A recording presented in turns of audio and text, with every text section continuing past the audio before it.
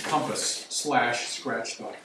And all it is we've got the bit, which you can see the shape of the bit there. It's not symmetrical, so you couldn't really do this with a router unless you've got something figured out that I don't. So one side of it is concave and one side of it is convex. This hole in the center right here is where this pin goes. And so you put that in here, and this, when you move it like this, it will scrape out that groove. And you have to be careful not to return it past 9 and 3. I'll take a pencil and I'll just make a line, you know, a little over a 16th off of the ground here, down here. So I know about where to stop.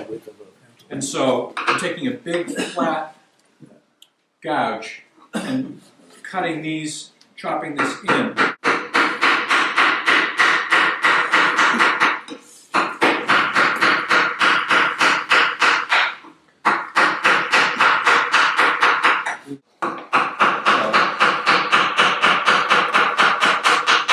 So you say we go down to about a 16th? Yeah, you're going to go very, very close to ground. When you're really roughing out, it's not as critical. When you start getting into where it matters, you want to leave both of those corners with the tool out of the wood, but cut as wide a path like that as you can. Since I'm using a nice wide tool here, I'm getting a nice clean surface. And as I get closer, I can pare it. I can just do some push cuts here. You're kind of skewing that. Yeah, table. I'm sliding it across. You want to press down very hard on it, and that creates a lot of friction, which slows it down. We'll make it so it doesn't get away from you. I can take this and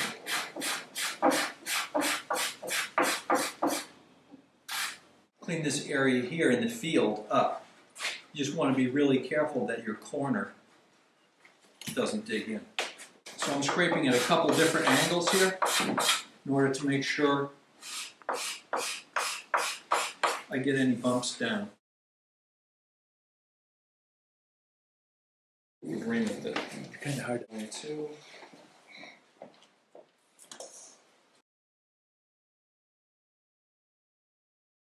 And so I'm just pushing it with my thumb. I'm going to steer with my right hand. I'm just rolling my thumb against it. So I'm taking this down a little bit behind that, and I'll just ferret back up into the rest of it. You gotta be pretty careful how deep you carve that line out. And I'm tracing those on there now. Did you register that graph? You're not drawing the edge of the lobe, you're drawing the deepest part of the valley. This is the bottom. The center line. This is a 9.5. Yeah.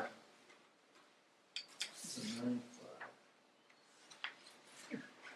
9.5. I'm burying this thing as much as I can, see. The reason I'm using this is essentially the size at the bottom when I'm done. Oh. So I'm going from my smallest width, and I'm going to back out to the wider ones. This way I can... Sorry, this part is not for sale on our website. That was at the local store. So what I'm going to do now is, with a pencil, I'm going to open up these guys. Because obviously they get bigger out here. I'm making them more pie-shaped cuts. Are you looking for any particular width at the top? Just, are you trying to get close to the final? Yeah, I'm getting closer to my width at the top. I'm just opening these up a little bit at the top. Essentially, I'm trying to find the negative space in here, too. Everything tapers. And so, I'm even making my bottom a little deeper. So what I'm looking for is a nice tapered concave cut and a nice tapered land that I'm leaving. I'm gonna make 80% of the work is gonna be making these hollows just right. And then when I'm done getting the hollow part just right, the part that's left, that's proud in between them, this land in here, is really easy to round over with the back. It's like a, it's looking like a Which area of this? teacher. That's the name, there you go. The shape of the curve. That'll be on the exam. Excuse me? That's not going all the way to the. No, I can't. Yeah. It's too big. Too big. No, a little too big.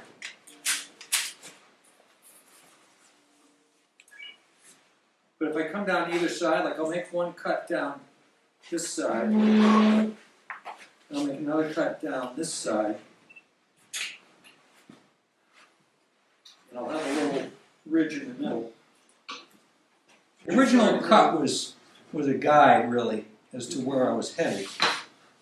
And I'll continue to shade it down as I go. I'm going to start to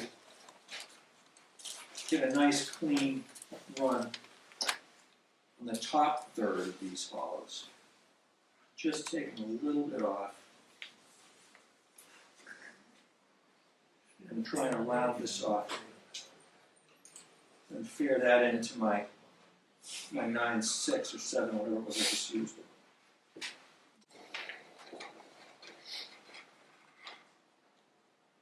So I'm making a cut on each side.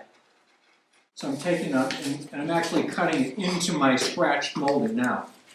I'm going, well into my scratched molding. And this is just doing the last 20% of the end of these. And it's giving a nice termination. This way they'll all be the same. I'm actually holding this against my shoulder and leaning into it. Now it's good when you need to make a little cut that has to stop pretty quickly. A little bit if I need to. You want the sides kind of steep on these because we're going to be rounding these up ones over. If it's not deep enough, it's tricky to get a really shallow round. It's easier to round over from a deep spot to a higher spot. So, I'm just going into this 11/7, which you can see is round back, that angle. Because once I start to round them over, I don't want to mess with these hollows anymore. The trick is to get the hollows as perfect as you can. This is a 9/10. And get them as if this was the final carving right here.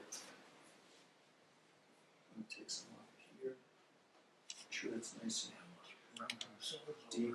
One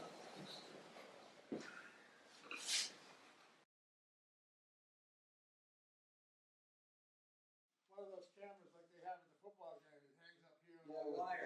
Oh, and I could run a show. You happy now?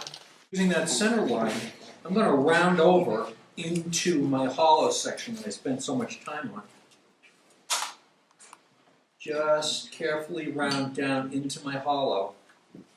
If it will curve, I will bury it and I'll go back and clean up to it.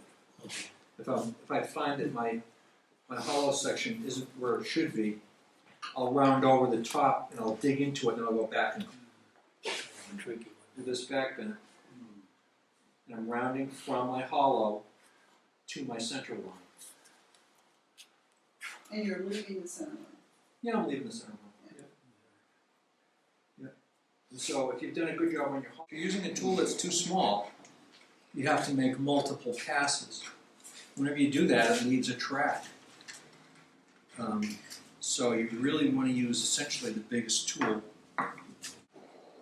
It's chipping. So I'm taking this right up to my fleur-de-lis. Get a nice transition in there. Just hit it. If you did a good job carving, you won't need much. My volute. I think. And I'm just going to steer it around the volute. You always want to ramp away ramp away from the part that you're keeping. You never want to undercut it. And cut that return, like that. And on the other side, I'll use the other one. Cut that return on that side. Here, just scoops down and ends up stopping at the bottom of this volute, so that the cut goes down and in, kind of like this, except exaggerated. So I'm going to take this 813 and really gently Just walk it around here, almost like a spoon bit. Really carefully angling it way away from my little rim. And see, again, I'm using a giant tool here to do a fairly small space. So I can probably take that little left and right guy here and chop down to make the chip release, right? See that? The other side. Again, I took this on the inside and cut that. And this little harbor should connect that with the rest of the door. So I can chop it clean at that edge now. Tear this down to ground carefully so that it comes out the mouth of the harbor here and it's at level. I'm going to make a little sort of a safety cut just above these two little curves at the bottom.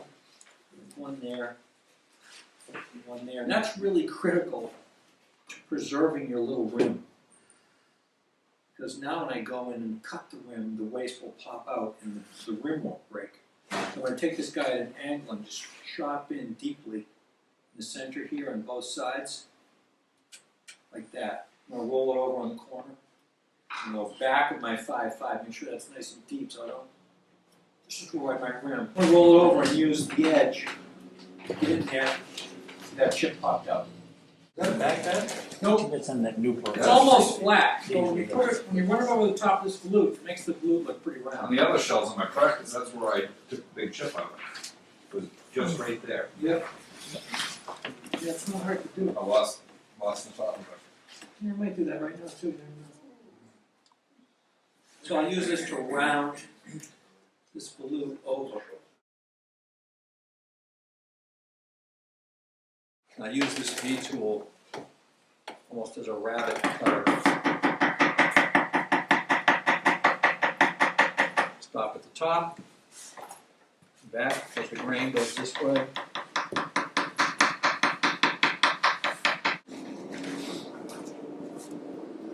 I'll just clean it up like this. And When this shell is finished carving, you glue it back on. It Yep. sticks out further than the rest of the drawers by this thickness. sticks out further than the rest of the drawers by a 16th. Usually I think I use about 5 something. Big 5 or a big, this is a big 3, this works fine too. But I mean, I want to come in about an inch from the edge. That's where my rounding is going to start. So from here over, it's going to be round. You come right over the edge with this. You need to get it closer than this before you scrape it. So I'm going to go back to my 3 that I was using. So I want to get this nice and smooth.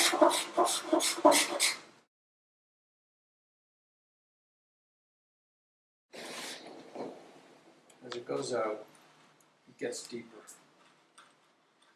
To the point where at the end, this is a 6 or an 8. This is an 8. At the end, I'm probably burying this thing about 2/3 of its depth. That's what, 12-8? 12/8. There's a lot less metal in them, so that you have to move out of the way. This one's round back. The reason it's ground back is because it'll slice across the grain and you can tip it from one side to the other depending on which way the grain's going. And you can keep those wings cutting parallel to the grain. If it's cutting very well, If it's cutting well, it doesn't matter what it looks like, even if it has one of those little points at the bottom. And as I go out, make it a little bit wider. And I can go in here and I can adjust it by eye, making sure that it's nice and even, that it tapers, and there's nothing in the way to prevent me from going in and messing with this. And I can also see it really clearly how it's looking. And I'll do the same thing on the other side. I'll make it thinner and then a little wider as I go out here. Come down the side.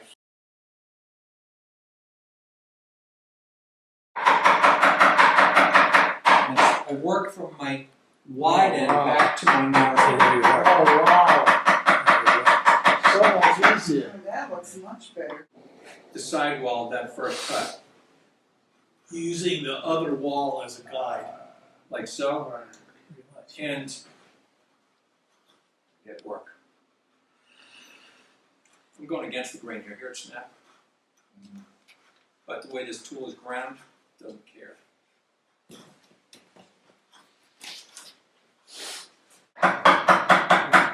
Yes, it rests on the up-lobe down in the narrow end. And then out here, you kind of have to stray away from that and move out more into the center.